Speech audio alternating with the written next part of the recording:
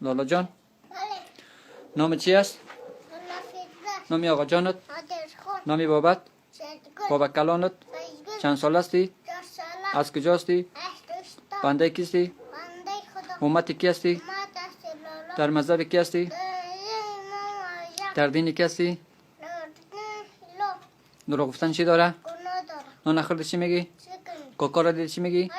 هر کی صدا که چی میگی؟ در غسل چند فرض است؟ در طهارت چند فرض است؟ نماز دیگر چند رکعت است؟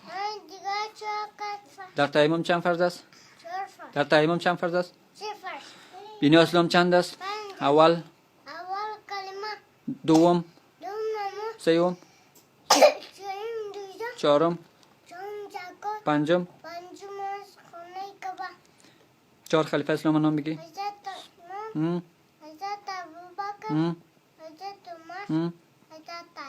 پدر حضرت محمد چی نام داشت؟ پدر کلانش، مادرش، دامادش، نواسش، خانمش. حضرت محمد از کدام قبیله بود؟ اولین سوره که به حضرت محمد نازل شد کدام سوره بود؟ نزول قرآن کریم در کجا بود؟ بزرگترین گناه به نزد خداوند چی است؟ اولین زنی که در روی خدا شهید شد کی بود؟ اولین زنی که در روی خدا شهید شد کی بود؟ سمیه. کی بود؟ زود بگو. زنی حضرت یاسر. با چند کتاب ایمان داری؟ با کدام چهار کتاب؟ تورات. قرآن شریف به کی نازل شد؟ تورات به کی نازل شد؟ انجیل به کی نازل شد؟ زبور به کی نازل شد؟ آفرین. با خدا چی داری؟ با پیغمبرش؟ با قرآن شریف؟ بلند بلند بگو. با روز آخرت؟ ایمان یعنی چی؟ یعنی باور کردن.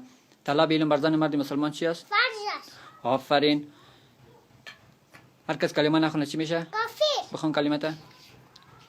لا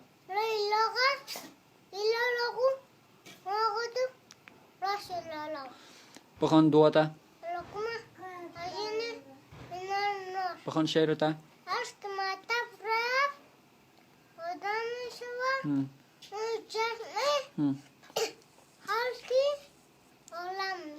آفرین. میخوای در آینده چه شوی؟ افغانستان چند ولایت داره؟ 34 ولایت. داود خان در کدام سال به قدرت رسید؟